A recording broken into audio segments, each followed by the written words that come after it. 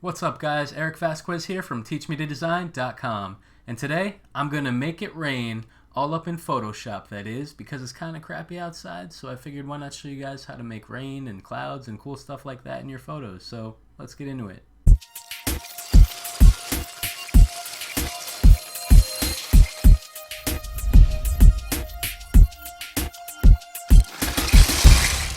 Alright guys, so let's jump into it. It is actually raining like crazy outside right now, and so that kind of gave me an idea. It inspired me to show you guys a quick and cool way that you can add some atmosphere or weather to your images. So here I've got this nice free stock photo that I got from pexels.com, and what I want to do is add some rain and some lightning. So I'm going to create a new layer above the background layer and then go ahead and fill it with solid black. Alright, you can do that by grabbing your paint bucket tool and then pressing G on the keyboard, or you can also just hit Option Delete with black set as your foreground color. So once you've done that, you can come to the filter menu and choose Render Clouds. Now normally this is what you'll get, and I know it's not too exciting. You know, a lot of the filters are not that exciting right out of the box. You know, you usually have to tweak them or change them or manipulate them somehow, and that's exactly what we're going to do. So let's come back here, and I want to show you guys a cool little trick. Okay, so instead of just clicking on this, if you hold down the Alt Option key and then click, you'll actually get these clouds, which have a lot more contrast, so you're getting something a little bit different already. Alright, the next thing we're going to do is change the blending mode of this layer to screen. Okay, now we're going to zoom out a bit. Just press Command and the minus key on your keyboard, and then Command T to do a free transform, and then hold down Shift and Alt Option on the keyboard while dragging outwards from any of the four corners.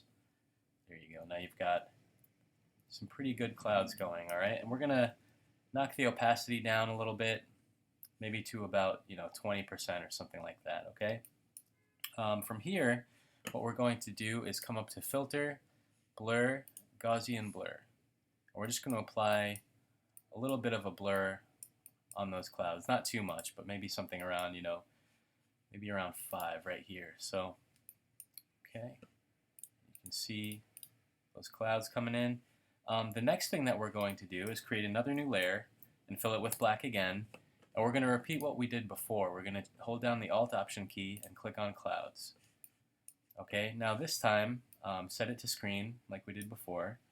We're going to come down here to the Adjustment Layer menu, hold down the Option key, and then click and select Levels from the menu.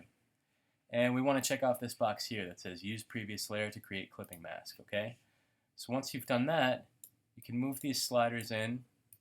Well, actually move the left black slider in towards the middle. Move the right one in a little bit as well. And then we're just going to lower the opacity of that again. Actually, let's play with this a little bit. What I want to try here is actually inverting these clouds. So I'm just going to select that new cloud layer that we created and press Command I to invert it, just so that it looks a little bit different from the previous one that we had. Alright.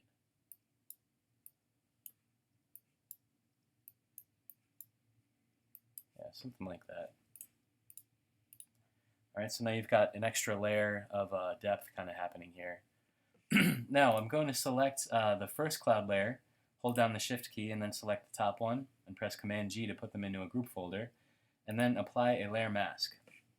Now from here, you can select your gradient tool, which right here. If you press G on the keyboard and you still have your paint bucket selected, you can just press G again while holding down Shift, and it will actually scroll through the other presets that are available. Alright, so now I'm just going to grab a gradient that fades from black to transparent and click and drag from the bottom up so that I have, it's kind of knocking out the clouds on the bottom here, so you still have some good contrast on the ground. And I'm just going to call this clouds, okay? And then I'm going to maybe lower the opacity just a little bit more so you can kind of see what we have going on here. Alright, next I'm going to create another new layer, fill it with black once again, and this time come up to Filter, Fibers.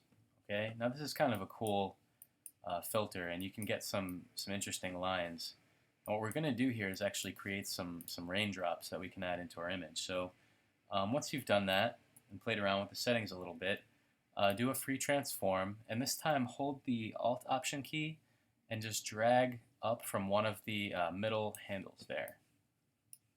Okay, and we want to like really stretch this out, like so, and then maybe go this way a little bit, and then press Enter to apply the transformation.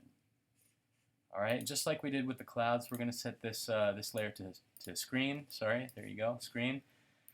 And then add another levels adjustment layer.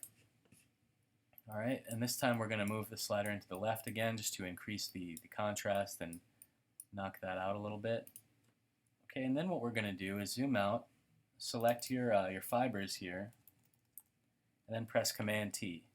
Now we're just going to rotate it at a little bit of an angle like that. Okay, hit Enter. And then what we want to do from here is actually add a little bit of motion to it. So to do that, we're going to come back up to Filter and choose Blur, Motion Blur. Alright, now we want to try to match the angle a little bit to get it pretty close to where we had it, maybe around there. Actually, that looks pretty good. Let's go with that. Alright, and now we've added some raindrops. Sorry for the horn, guys. There's some traffic outside. I don't know if you heard that, but it's hard on these streets. So here we go, guys. We got some rain, so I'm going to put that in a group folder, and we've got some clouds. So you can see how quickly it is to add some atmosphere to your images here using filters that, you know, by themselves would be kind of, you know, boring and mundane. And with a few quick adjustments here, you can make this image, you know, a lot more interesting. And you know, if you wanted to make it pop even further, you could, you know, do some adjustments to the original image as well, like maybe just, you know, playing around with the contrast to get your background image here a little bit more, just a little bit more interesting, you know. You could add a few more adjustment layers if you wanted to give it kind of a really, you know, overcast and kind of monochromatic look. And play around with the blending modes. Now, hopefully you guys have checked out our new ebook, and if so, you'll be aware of some of these different blending modes and what they can do. And if you haven't gotten it already, I highly encourage you guys to go and check it out by visiting teachmediadesign.com, and there you will be able to follow the link to the landing page for the ebook. So once you've done that, we're going to send it right to your inbox, guys, and then you'll have tons of great content all at your fingertips so that you can get up to speed with Photoshop. So that's it for today, guys. I hope that you enjoyed this quick lesson here, and hopefully you're inside and not outside getting rained on. And as always, you know, give us a thumbs up, subscribe, and check us out on YouTube, and let us know how we can help you design better. See you next time.